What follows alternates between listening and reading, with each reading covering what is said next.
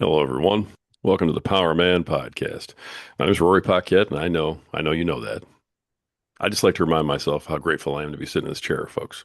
And there was a moment where I wasn't sure if I was going to be sitting in this chair or any other chair. And so I'm even more grateful for the fact that I get to sit here and talk to you, bring you these powerful men like what we have on today, and, try my absolute best to give you something that helps you improve your life tomorrow better than it is today.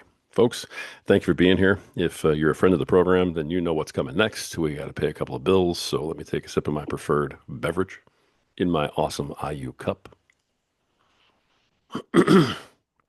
Oh man, that stuff is fantastic. You all know what we're drinking. That's right. It's Freedom Hill Coffee. At Freedom Hill Coffee on Instagram. Look them up and check them out. Deep, dark, rich, bold, and beautiful. Just like my wife. They brew a mean cup of Joe. It's an absolutely fantastic cup of coffee, and they do all the right things for all the right reasons, including supporting veterans. And today's the day after Veterans Day, and we are still remembering. I hope everybody else is too. Folks, if you're a veteran, I want to thank you and your family for your sacrifice, for everything you've done. If you didn't go out and do what you did, then I don't get to sit here and have the opinions that I get to have and bring this to you folks. So we love you, and we're glad you found a home here at Power of Man. Folks, check them out, Freedom Hill Coffee, at Freedom Hill Coffee on Instagram. Look them up, check them out, and tell them Power of Man sent you. Now, let me get one more sip of this so I can keep up with this young buck on the other side of the table from me, because I'm pretty sure he's getting ready to run rings around me, and he just hasn't told me yet. So hold on. Man, that's good stuff. All right, let me walk this guy in here. He is the founder of the Be That Guy coaching program. He's also the host of the hit podcast Be That Guy. That's right. Please welcome to the show, DJ Logory. DJ, how you doing, man? I am doing fantastic today, Rory, and thank you so much for that introduction. I don't want to run circles around anybody today. I just want to serve. That's my goal. Right on. Good answer. Good answer. Put the old guy at ease right out of the gate. I like that. I like that. All right, DJ, we have a ton to get into, man. You've got all kinds of things going on. I love what you're doing.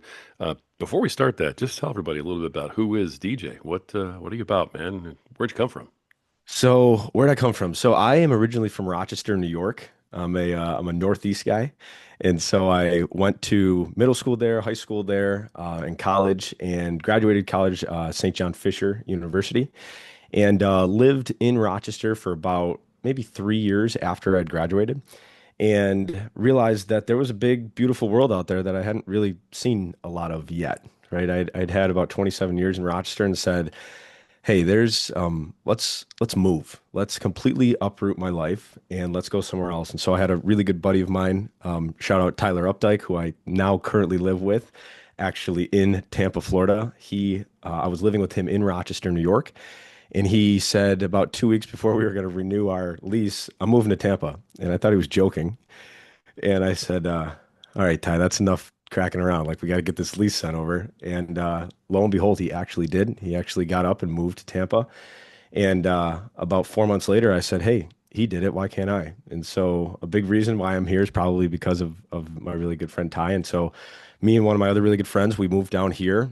And it has been one of the best decisions I've ever made in my life. Probably the best decision I've made in my life. It's caused me to think bigger about myself. It's caused me to really dive deeper into what's important to me. And I think our environment shapes a lot of our behavior, which is a lot of why what we do today is all group based with young men. Because if you put young men in an environment of other high performing young men, typically they're going to try to, mimic those behaviors. And so when I was in Rochester, I had an interesting experience where I had this really great internship my second semester of college. And I had this whole plan after graduation of here's where I'm going to work. How much money I'm going to make. I'm going to work 9 to 5. I'm going to live here. I had it all kind of planned out. And I was fired from that internship Oh, in a really weird way. Um, and it really hurt me because I had this big plan that was then kind of shattered and taken away from me. And I didn't know what to do. And so once that happened, I started to lose some direction. I started to lose, I think, who I was. I started to adopt some behaviors that I personally don't believe in, that I think were masking my reality at that time because I didn't want to face it. And I was really struggling with my own mental health, with my own confidence. I had lost the confident captain, leader, DJ that I really wanted to build, had built myself into. And I was getting pretty scared because I didn't know how to get that guy back. And so I was struggling a lot and I didn't want to talk about it with anybody because as guys, we've been taught we don't need help. We go at it alone, Right. right? We go into monk mode and you figure it out. And that's what it is. And I had an interesting moment where I was actually talking to a therapist. It had gotten so bad to a point where I was like, I don't know what to do. And my mom said, "Hey, what if you just tried a therapist?" And I was like, "All right." So I got in touch with my mom had put me in touch with this therapist woman, and I remember being so embarrassed to talk to her that I went into the janitor's closet of the place that I was working at, that I'd finally gotten a job at. And she started asking me these questions, and about 35 minutes in, the questions were getting pretty personal, and I was getting a little scared of where those thoughts were kind of going. And I hung up on her because I just, I had this really interesting moment and this thought that came into my head where I realized that nobody was coming to save me.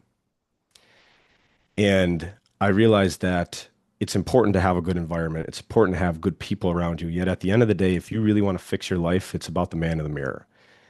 And that hit me like a ton of bricks in that moment. And so I walked out of the janitor's closet. I said, all right, I need to fix this. I need to figure this out. And I think about maybe a week later, what ended up happening was I saw an old basketball coach named Scott Gibbs at the gym. And he walked up to me. We hadn't talked to each other in probably a couple years. And he asked me how I was doing.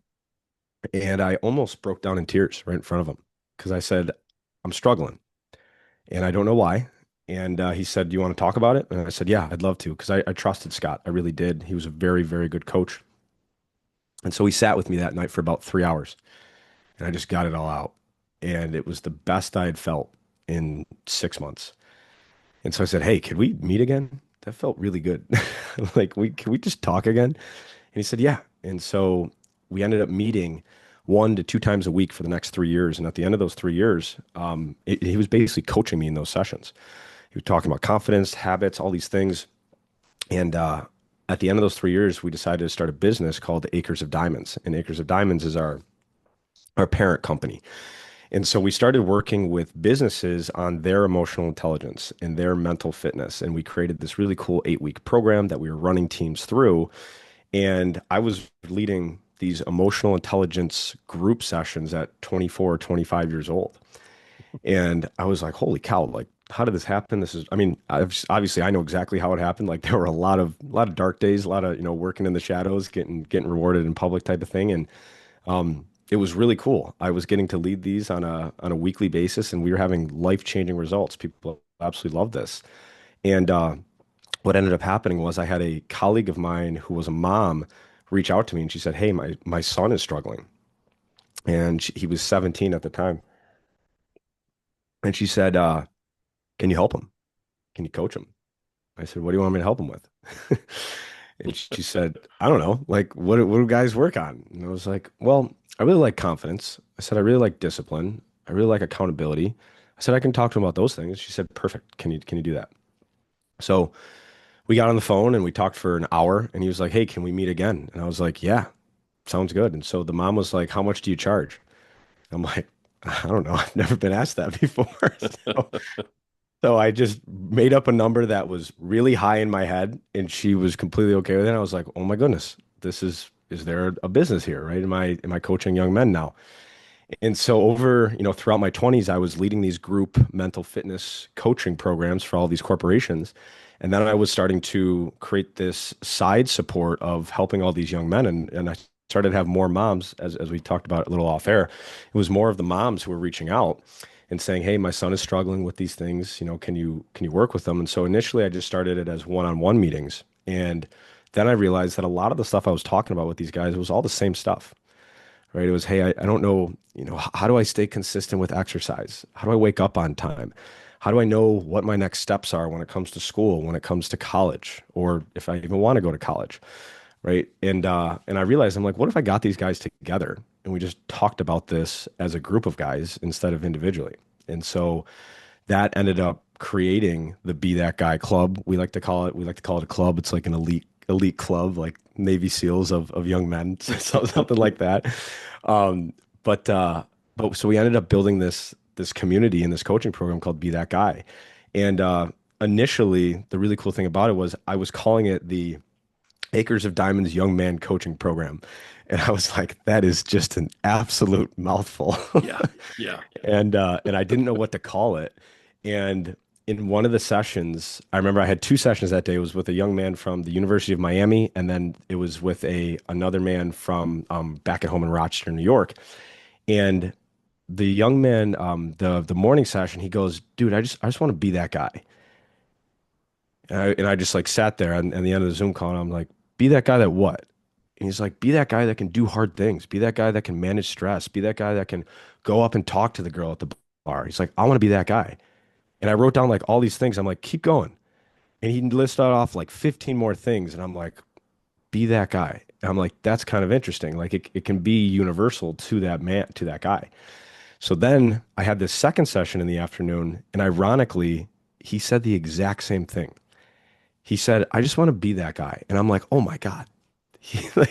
Like there's the name of the program. It's called Be That Guy, right? And so that's what ultimately created Be That Guy. And then we built a whole community out of it. Now we have multiple different programs that we work the guys through, and it's been the greatest gift that I've ever been given in my life. And it's an absolute honor to work with these guys and to the capacity that I get to. And it's truly a blessing. I absolutely love it. So that's That's a great. little background on me.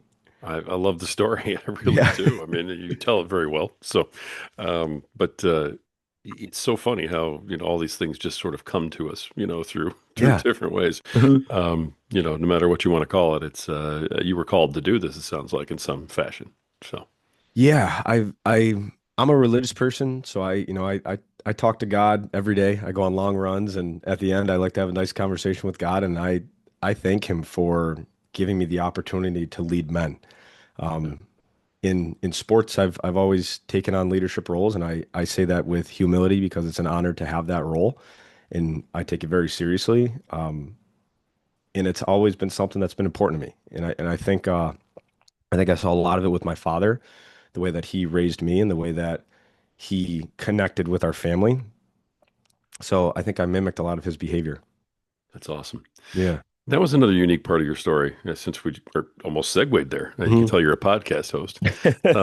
The most people who come on with a transformative story of some kind, especially men, and maybe it's my age group, but most of the guys who come on here, that story comes from a negative spot. It comes from a painful period, a bad childhood.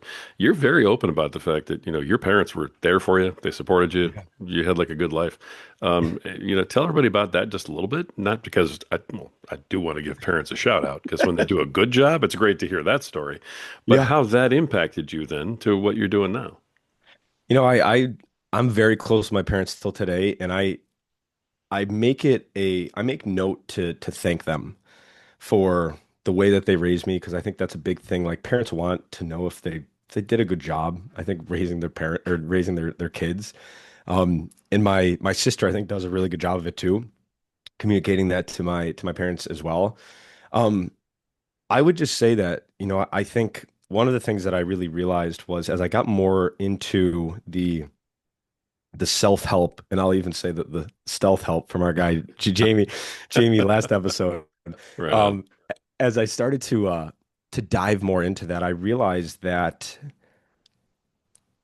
I viewed my parents as superheroes, right, growing up. Especially my father, he was Superman to me, and he still is Superman to me. Yet I also realized that they were humans. And I also realized that they were always trying their best no matter what. And I think as young men, right, and I'll speak to young men because I am a man, there's times where I was like, oh, my parents are trying to be mean to me, right? Or my parents are annoying me and I don't need to listen to them. And now being a 30-year-old young man, I look back on it, I'm like, they cared more about my success than I did, right? And I know that there might be parents who, like a lot of the parents who I talk to, they're in that same boat. And it's like we had said, it's typically moms. These moms care so much about their sons and their son's development. And it warms my heart when I see that. And at the same time, it sometimes it hurts me because I know the way that I was raised, and I'm seeing the ways that some of these other young men were raised. And so there's like this interesting contrast, I think, that I sometimes feel with the work that I get to do. Hmm. Interesting. Mhm. Yeah. Yeah. I love that it's coming from a good place, with you, and that's Yeah. fantastic. And, Mhm. and I will tell you also that every dad on the planet wants to hear what you just said. So I hope your dad gets to hear this if he hasn't already. I'll send it to him after. He'll like it. So no, but that's it's a meme now, but your parents are the only people in the world who are really happy when you do better than they do. Yeah. And that's Yeah. absolute truth. So Hmm. it's neat that you and your sister understand that. Hmm. The I had an episode 300 when I broke that, and I had my boys on as my guests for the first time ever, and they said a whole bunch of really nice things about me and being raised and everything else that I wasn't really ready for because that's not Hmm. normally how Yeah. they treat me, Hmm. and because they're boys, I mean, Yeah.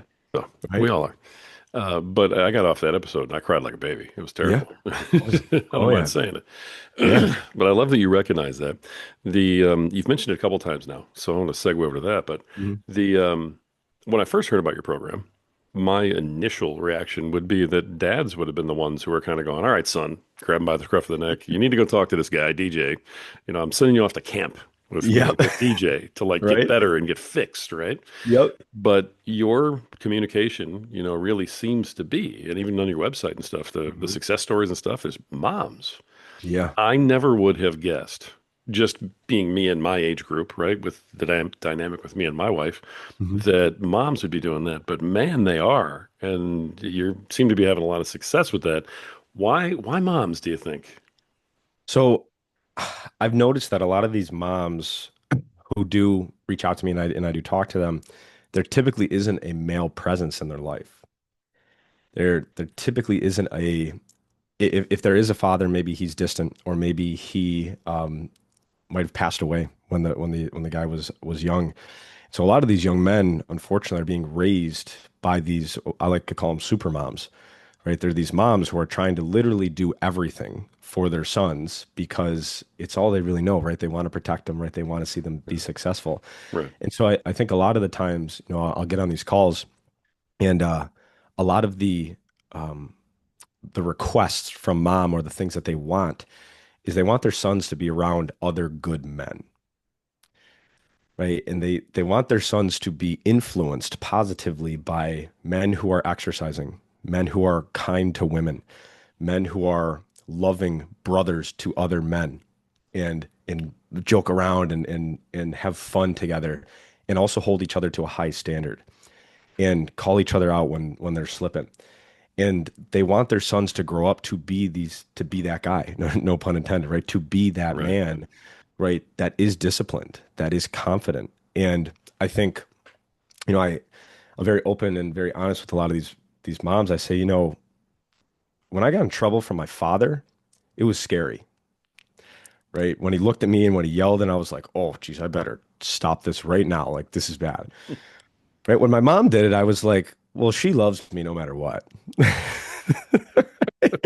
It's like, right, it's a different energy, right? it's kind of like, hey, mom, I got it. Like, no matter what, like, I know we're always going to be good. Hmm. Yet it's kind of like me and dad, like, if dad comes at me, like, I'm going at him, right? It's like two gorillas at that point, right? So it's a different type of energy.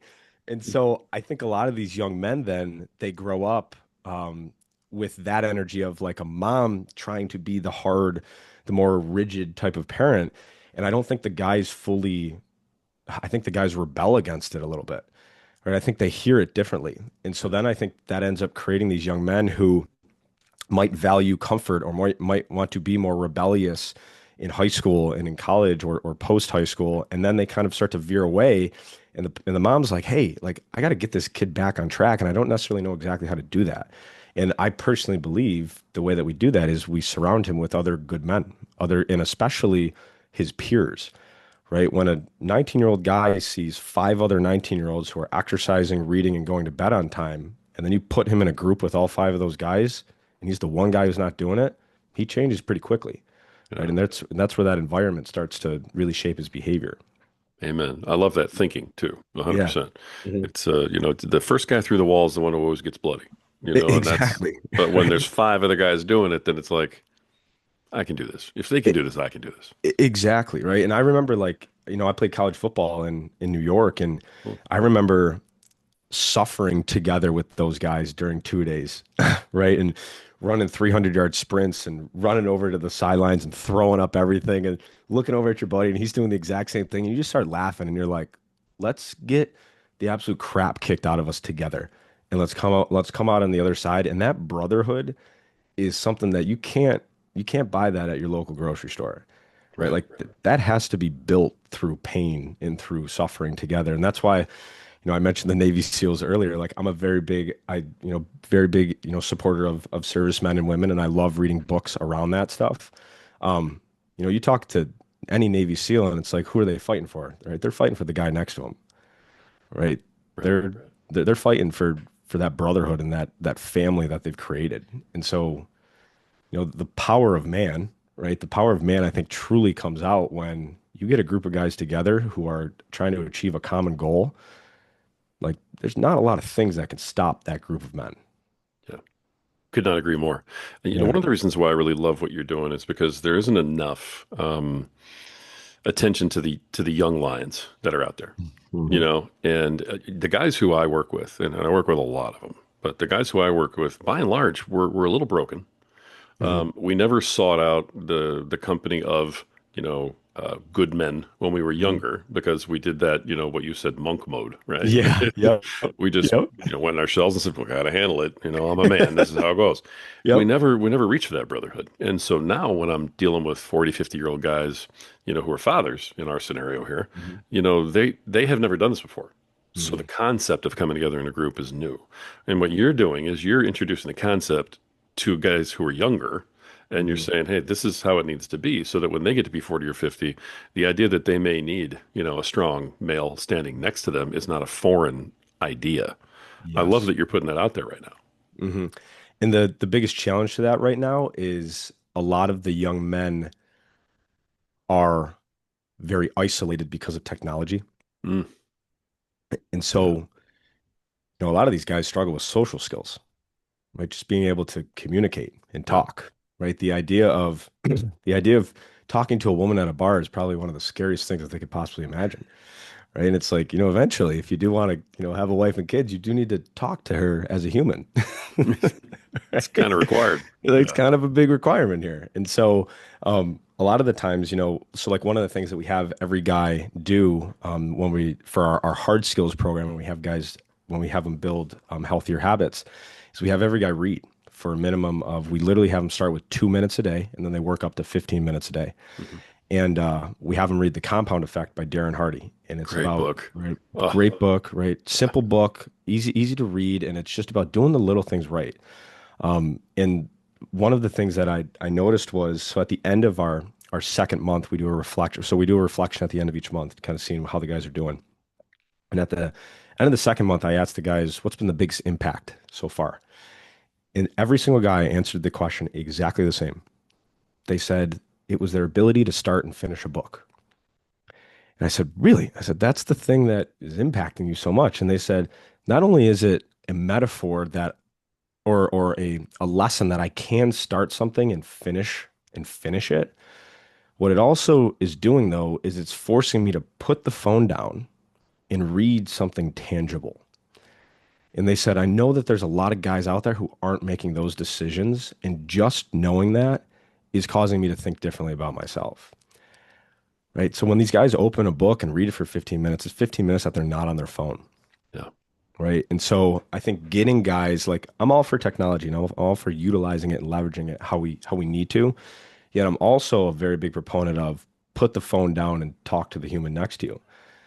Right. Put the phone Nice. down and go out. I like to call it getting into the arena, right? The great Teddy Roosevelt poem. Yep. Right. Absolutely. Our last club call was on the man in the arena, and we said, what arenas are we afraid to get into right now? All the guys were talking about it, right? And so I encourage guys to get out in the arena, right? Go get beat up a little bit. Go get rejected. One of the young men who is one of the most confident guys I know, I asked him, I said, why are you so confident? I said, you got like the most confidence I've ever seen. And he said, there's three things that you need to be confident. And he said it very confidently. And I said, really? And I said, what is it? He goes, you need to work out. He goes, first, you need to work out. He said, it's important for your self-image and it's hard things. And I said, okay, cool. He said, the second thing is you need to be okay with being alone and understanding your own thoughts. I said, okay. So I like that one. I said, what's the third thing? He goes, you need to get rejected. I said, really? He goes, when you get rejected, he goes, you handle failure. He goes, and it becomes the standard and it becomes the norm. He goes, then it just becomes another thing. He goes, it removes the pain. He goes, then, fear just becomes it just becomes this normal standard emotion. And I'm like, interesting. And so, you know, that's a young man I've been working with for 5 years now. And so he's more of a seasoned veteran, you could say. Those guys are great. Those guys are priceless in your Hmm. groups. I know. Yeah, Oh, they're it's awesome. amazing. All right, listen, because you've alluded to this, a little bit as we've been talking here, the little Hmm. different parts of your coaching program. I mean, Yeah. working out, of course, is a piece of it. You talk about social skills. Tell everybody, like, hey, this is the coaching program. These are the things that we, attack. I mean, Hmm. let's let the cat out of the bag and give people the secret sauce here. What's going on? So the way that we run it is we start a new group each month, and right now we have it as a 12-week habit building program. And so the way that we do it is we have three core habits that we teach guys how to build of reading, exercise, and sleep. And then we have one growth commitment that the guys have each week. And so the growth commitment, and it could be a growth habit, growth commitment, depending upon where the guy is at in their life. So if it's a college guy, his growth commitment literally might just be around prioritizing his schedule and understanding where his time goes. So we'll literally help him build what I like to call a time audit, right? And understanding, hey, where exactly does your time go in a day? If this is a guy who, let's say he's 22 years old, he just graduated college and he doesn't have a job, it might be job applications or it might be tidying up his resume, right? So you have kind of these core elements of just our overall energy and human health that I think are really important to their happiness and longevity as young men. And then they have these growth commitments that are a little bit more professional related and that are tailored to each guy. And so we start on week one with just reading. So we just get the guys in the actual habit of tracking a habit. And what we do is we actually have, so I have mine right here. This is my habit calendar. So Wow. I do this program with all the guys. So I never say, hey, I'm never going to ask you guys to do something I won't do. I'm going to do this with you. And so we have all the guys actually track all of their habits on a calendar. And so it's a requirement now. And so I tell the guys and basically then we come back each week and we say, how well did you do on your reading habit, right? You're going to do 2 minutes for 3 days this week. What days did you do? And they're like, I did the 10th, did the 12th, and I did the 13th. They get three X's on that day, right? Then the next week we might install the growth commitment. Then we do the exercise. Then we do the sleep, and then we slowly and gradually increase the intensity, the frequency, the time, or the type of these different habits as we go. And the cool thing about it is at the end of each month, I don't know if you could see this, but there's this blue column right here, Yeah. right? Mhm. That blue column is what we like to call an FTR, which stands for your follow through rate. All right. Look at this. All right. We got a follow Yeah, through rate. Tell me yeah. about this. Sorry, I get excited with this stuff. Hmm. So the follow through rate is essentially it's actually tracking how well you followed through on your commitments for that month, right? So let's say a guy had 20 commitments to read and he followed through on 10 of them. He had a 50% follow through rate for that month. And so at the end of these months, these guys will track 150 habits in a month. And then they'll hit however many they hit, and they'll have an individual FTR. So, hey, for the month of October, I had a 75 FTR for 170 habits, right? Then we do a group FTR. So I take all the guys' individuals and I say, all right, John, you got 75, Bill, you got 20, right? DJ, you got 90, Timmy, you got this. So we average them all together and we come out with our group FTR. Now, this is where the importance of the community really comes in. No guy wants to be that lowest FTR. Right. So now they're like I've had literally had guys be like, damn, I gotta get my stuff together next month, right? I'm tired of being the low guy on the totem pole on here. And I'm like, well, then what changes are you gonna make? And they immediately start thinking about the changes that they need to make, right? So there's something to leveraging that community piece and that competitiveness Mhm. that I think guys naturally have. And so that's our core program right now that we're working a lot of the guys through. Nice. I Yeah. love that. I mean, I love Yeah. the way you're working the motivation for the guys too. It makes absolute Mhm. sense. No guy wants to let down his brothers, Exactly. and no guy wants to lose to his brothers. So Yes, you're playing with some primal stuff right now exactly, right. in the We're soup. leveraging the Yeah. primalness of man. That's, I love that. All right. You had mentioned something to me in the pregame, about hard skills and soft skills, that type of thing. Is that something you're doing now or something that's coming up? Tell me a little bit more about that. Yeah, so my real core belief around what it means to be that guy is be that guy who masters the hard and soft skills of life. And I think it's important for as men to be disciplined, to be intense when we need to, right? To be very focused on certain things. And I also think it's important to empathize, to be loving, to be caring individuals as well. And so the other piece that we have to be that guy is an 8 week emotional intelligence course, like specifically created for guys. And this is a very interesting thing. And we're actually, so I've been running this course this is the course that we ran with all the corporations throughout my mid 20s. So I took that and I just was like, why don't we have guys do this too? I was like, this would be so interesting to have 19 and 23-year-old guys go through what it means to be emotionally intelligent, right? And I bet you women would really enjoy that as well, right? Having men be more emotionally available, more emotionally mature, right? To talk about these things. And it isn't about ripping your heart out and telling somebody all your nastiest, deepest, darkest feelings and skeletons of demons. It's about knowing that they're there and trying to understand, what does it mean? Or what could it mean?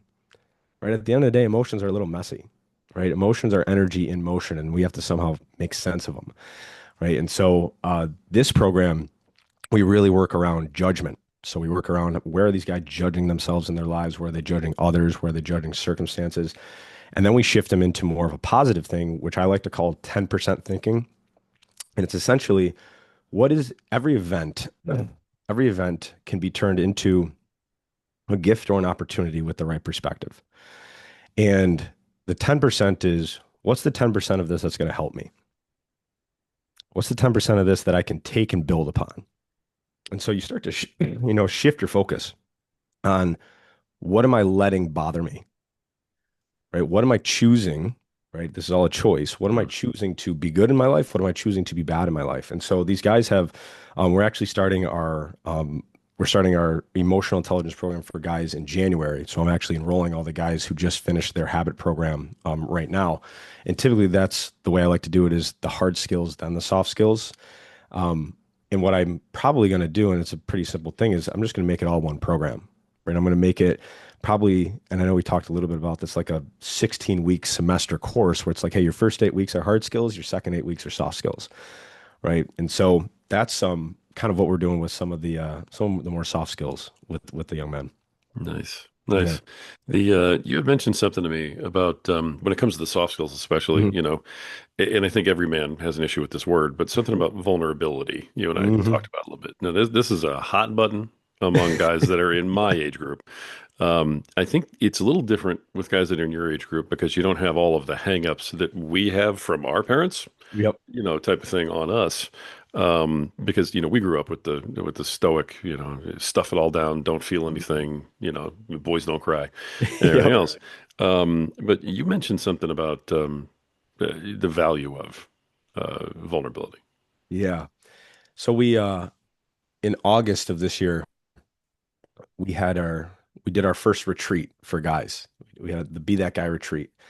And we had all these guys come in from different states and had an awesome weekend together on the beach here in St. Pete. Just really, really cool. Got a bunch of guys together. It was so much fun. And I gave a presentation on vulnerability. And I said, this word personally to me is still a little icky. I'll be completely honest. I said, if you watch any Sports Center anchor talk about a defense or a college football defense, they'll say, here's where they're vulnerable. Right. Right? Right. So every guy who's watched Sports Center says, oh, vulnerability means that's where the defense is weak. Right. So we immediately have this really simple story of, all right, vulnerability means weakness. I do not want to be weak. I cannot have any of this vulnerability. And so what I told the guys was, I said, vulnerability when it comes to being a guy, I think is more around personal honesty. Right? I think it's more about, are you tough enough to be 100% honest with us right now? And when I associate the word toughness to it, now it's piqued some guys' interest, right? Because guys, we want to be tough, we want to be gritty, we want to be resilient. So I'll often tell guys, or I'll ask guys, are you tough enough to tell me what you're really thinking? And I'll just let that sit, right? And they're just like, all right, yeah, I'll tell you what I'm thinking, right? And then they really kind of get into it. And so I've realized that whether you want to call it vulnerability or whether you want to call it personal honesty, this is the key to actually connecting with, especially with guys. Because as men, we have this facade that we have to be strong, we have to be smart, we have to make money, we have to have the six pack, we have to have the woman on our arm, we have to have the Maserati, we have to have the beach home. And really, that's just everything I can see. Yet I'm curious about who you are when nobody's watching, right? What are the stuff you really struggle with? Like, who's that human? And when we talk to guys about vulnerability and this personal honesty idea, I have this really easy like metaphor. Like, if you think about two circles that are perfect circles, they can't connect, right? They would just bounce off each other.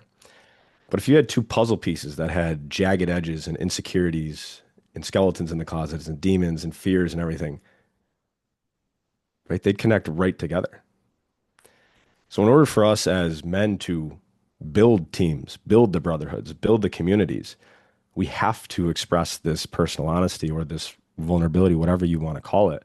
That's what's ultimately going to create the link and the connection amongst us. And so we'll have group sessions around vulnerability and around personal honesty. Typically, it comes out more in the soft skills program, just because of some of the stuff that we're naturally talking about. Um, but it's interesting because once the guys do it, they love it because they realize that they weren't judged. They realize that they weren't alone, and it makes them feel seen, heard, and understood on a level that I don't think they realize existed. Wow. So this is something that you model for them then? Are you out there, leading the way with the vulnerability piece? Correct. All the vulnerability, I will always start with the vulnerability. I will always say, hey, before any of you want to get vulnerable, I will get vulnerable first to let them know that it's all right and to let them know that vulnerability looks different for each guy. I typically will say, go 10% outside of what is comfortable to you right now. And that looks different per guy. But yeah, I have plenty of stories that I think connect with these guys on a deep, vulnerable level to show them that it's necessary. And I think it's part of not only being a good man, yet I think it's also part of being a good human. Hmm. That's important, to be Yeah. leading like that when you're Yeah. leading a group. So Mhm. the, you know, uh, any of those stories, something you want to share? So the best story that I have when it comes to vulnerability, as I mentioned, I was the captain of my college football team in New York, Yeah. and it was something that I really wanted, something that I really wanted to work hard for.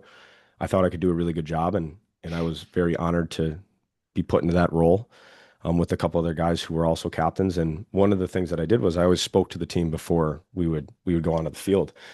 So I'd speak on Friday, and then Saturdays we'd play. Um, every talk that I gave to these guys, I got emotional, like tears coming down my eyes, and me just trying to eat it and just trying to like talk through it. And I didn't really know why at first, and I didn't like it. Right? It made me feel weak. It made me feel vulnerable. Um, and I didn't know how to handle it. And it was pretty consistent. Like it happened just about every time. And then it became this thing like, all right, DJ's gonna rip his heart out and pour his. And I was like, yep, here we go, guys. Yeah. So our last game was at the University of Pennsylvania, and I decided to apologize to the whole team, to 180 guys in a locker room. And I said, guys, listen, I know you voted me your captain, and I want to apologize because I know I got emotional up here, and that's probably the last thing you guys want to see before we run out on the field. And the reason that I got emotional was because I cared. Right, I care about you guys not only as my teammates, yet also as my friends. Right, you guys have given me four of the greatest years of my life, and you guys are the guys who I live with now. Right, you guys are the guys who I eat 3 square meals a day with. Right, I know literally which one of you guys has a crush on the girl I sit next to in chemistry 101. Like, right, like we know each other on a very intimate level, and that's why I got emotional. And it was dead silent. And I kind of looked around and I was like, I don't know if that was the right thing to say. Yeah. And about 10 to 15 guys stood up and they walked up to me, almost gives me tears just thinking about it. And they said, don't ever apologize for that ever again. And they said some choice words and they just said, that's the reason that we wanted you to be the captain. They said, we knew you were going to go there. And that's why we won all the games that we won this year. That's why we were as successful as we were. It showed us that you cared, and that brought us closer together. And that was the greatest lesson and the greatest life experience maybe I've ever had around the power of vulnerability and the power of personal honesty when it comes to bringing men together. That's a great story, brother. That really Thank is. you. Thank you. Yeah. I mean, I'm honestly, it's hitting me pretty hard. I think that's just about every man alive. It doesn't matter how old you are. I think that's something that we'd all love to experience at least once. Have that Hmm. kind of connection, that kind of affirmation from Yeah, guys that we respect, and that we're leading especially. But that sounds like it was life changing. it was. I remember the guys just coming up. I had some guys come up to me after the game. Like it was incredible. Like I don't even know how to fully describe it. It was, like when something goes completely the other way of what you thought it was going to go, and it went much better. It just taught me so much about life, and I'll utilize if I meet a new guy here in Tampa. Let's say I'm at a fitness event and I'm talking to some guy.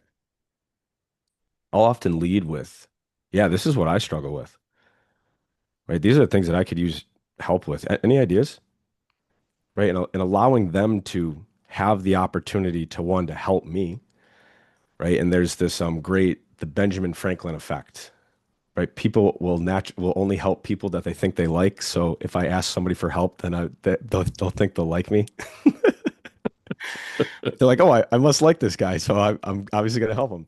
Um, But the right, I'll ask them like, what are your thoughts about this? Like, hey, I've struggled with social media before, right? I've struggled with managing, the dopamine hits that social media might give me, or I've struggled with my body not looking good, and then I start eating this way and start doing this, and I start doing all these fit. Like, do you ever struggle with this stuff? And they're like, and they kind of look around and they're like, yeah, I actually kind of do. It's like, how do you manage it? And it then becomes this normal conversation where it's like, hey, we're not whispering to each other in the corner here. We're talking amongst one to two to three guys, and that kind of becomes enjoyable. Then the stuff really starts to come out. And so I've had many interactions like that, just natural interactions with guys where I've gotten to a point where, and it's taken me, I'm 30 years old. I started this when I was 21, right? So I'm 9 years into this. Nice. So, and I'm still on a very large personal development journey, and I think I always will be. Yet, giving guys that space and letting them know, like, hey, I don't care if you got the six pack right now. Like, I care about who you are without the six pack, right? Like, let's talk about that. And guys will open up if you give them that safety.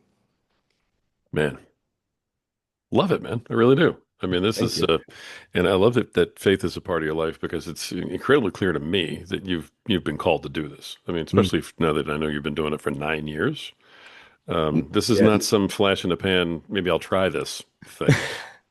yeah, it's not. I No, mean, 9 years is when, yeah. So it's basically like the roadmap is Scott and I started meeting 21 to 24. Acres Diamonds was established when I was 24, and then I went basically 24 to 27 was the group coaching, and then the one-on-one work with the guys, and then 27 to now is basically be that guy. nice, Yeah. nice. Love what you're doing, man. I really, really do. Thank you. Holy cow, I'm a little choked up. Got to be honest with you. All right. We're coming down to the end here, but we're not there yet. Tell me quickly about the podcast, okay? Because Yeah. 200 episodes. First of all, congratulations on that. That's Thank you. fantastic, all by itself. Huge milestone. And as somebody who knows, that's big. So way to go.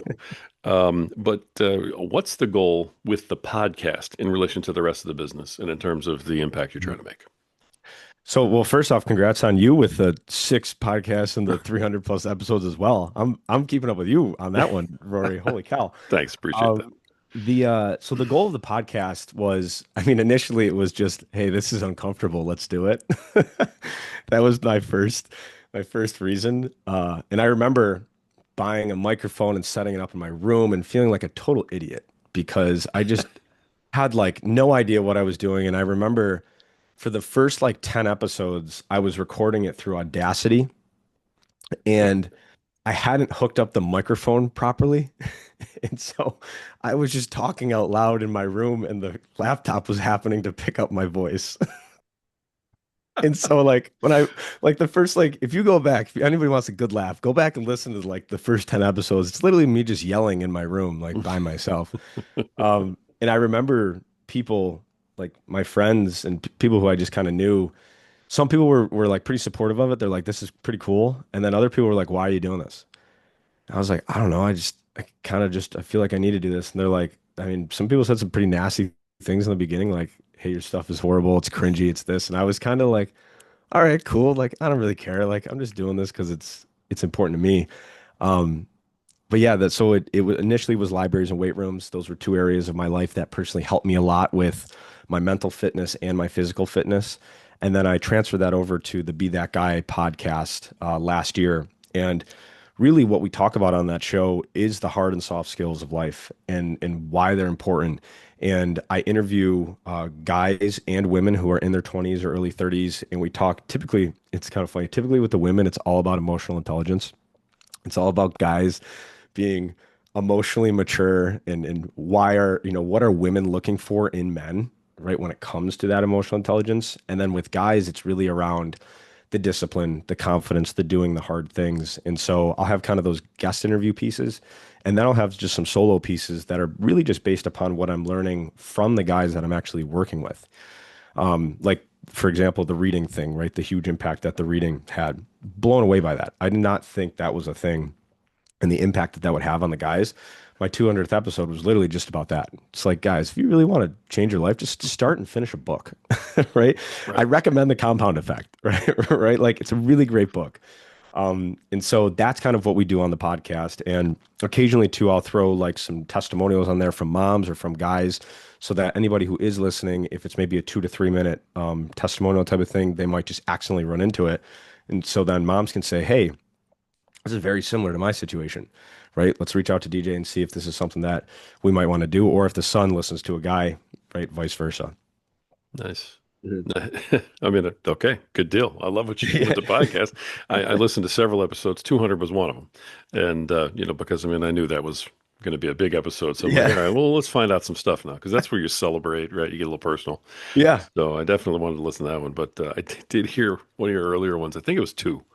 It I was think it number was two. two. Yeah. I Was it flipped all the way down. It was still, what was it? was it the Libraries and million weight rooms back was then. it the $1 million morning? Maybe. Number two? All right, because I feel like I could almost remember the first 10 Yeah. because it was uncomfortable as hell. Well, now I know what was going on with your mic. Yeah, right. I mean, it was So. it was blowing my mind, Rory. I'm like, I'm missing something here, and these sound horrible. Dude, it's all you ever want to laugh, listen to my episode one. I, I'm telling you, we all have an episode one. oh So yeah, don't episode one. don't I'm glad you left it up though. So, I'm not because taking it down. No way. It's part of the no, journey. it's It's part of the character story. building.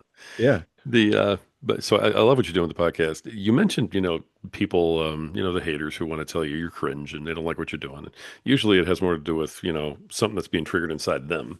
Yeah. And whenever anybody's trying to like make themselves better, then they feel bad because they're not trying to make themselves Mm. better. So most of it is that. But have you received any hate, type of thing for what you're doing with your movement or the podcast or anything?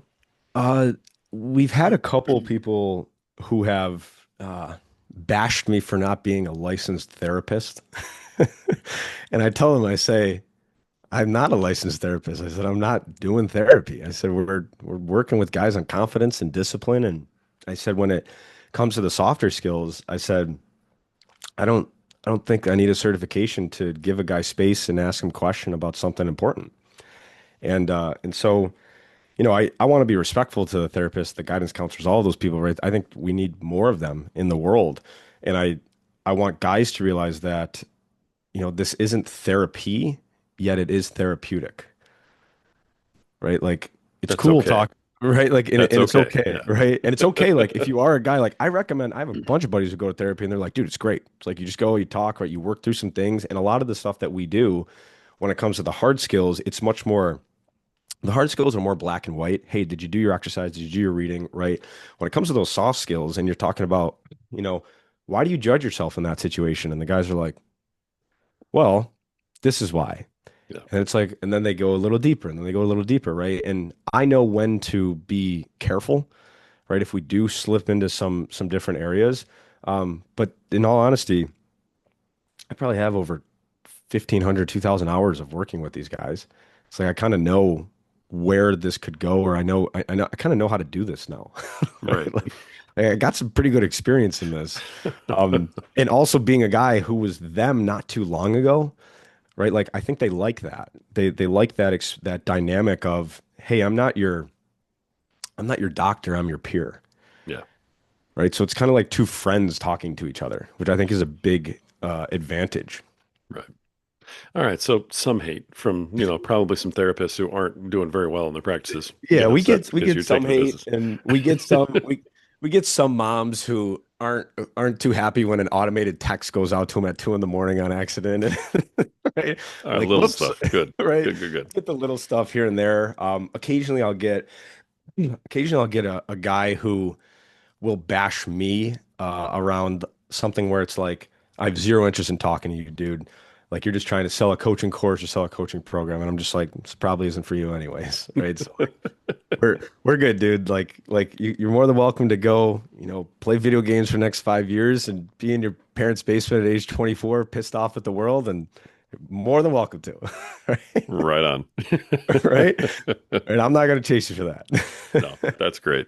That is great. I love that. Well, I love what you're doing all the way around. As we, bring this in here, before I get to my last question, let me go ahead and just hit you. Uh, how do people reach you? Best way to reach out to you? Website, socials? What's the best way to reach DJ?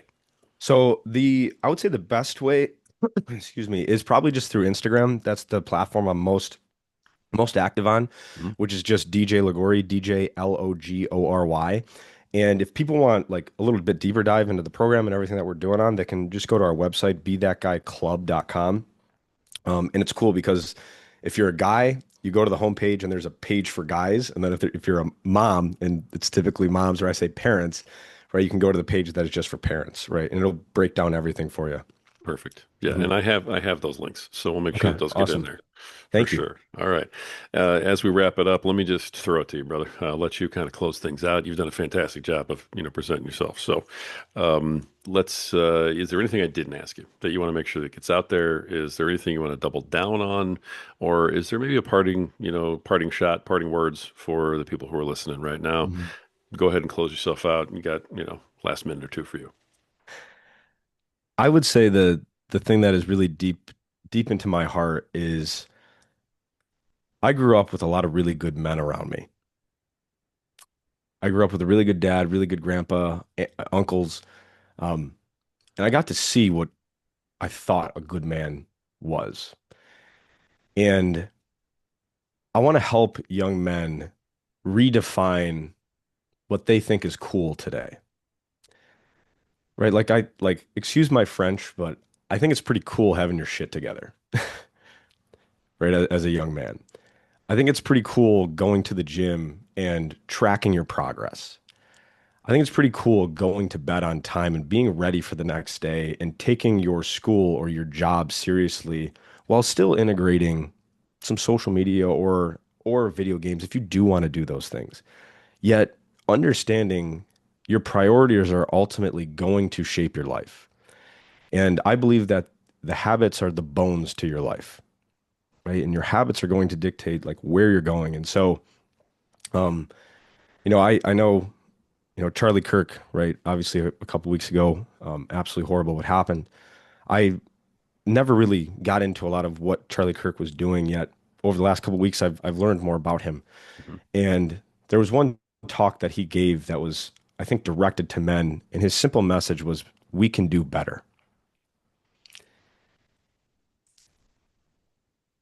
And that idea, I mean, it kind of just, it gets me a little emotional where it's like, we can do better, right? I can do better, right? As a leader, as a friend, as a son.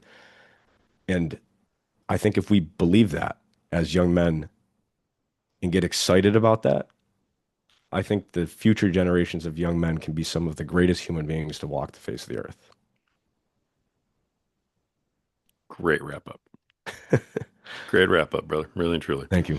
Thank you. I mean, I respect anybody who is in our space dealing with men of any age. I respect anybody who's doing a coaching program because men need it.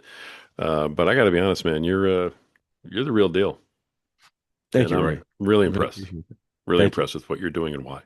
So, I appreciate you coming on the show and sharing that today. So, DJ Logory, host of Be That Guy and founder of the Be That Guy coaching program. DJ, thank you for coming on today, man. It was awesome. Thank you so much. I appreciate the opportunity, Rory. You got it. Folks, that's another fantastic episode of the Power Man podcast. And the reason we bring such powerful men on here to talk about such powerful topics and bring such powerful messages is because we are united in you finding your power so that you can be a better provider, better protector, better leader tomorrow than you are today, so that you can be a better father, so you can be a better husband, so you can be a better man tomorrow than you are today. And the reason that we want that for you is because you matter, because you have value, and it's because you're worth it. And at some point, you just have to believe it. Until next time.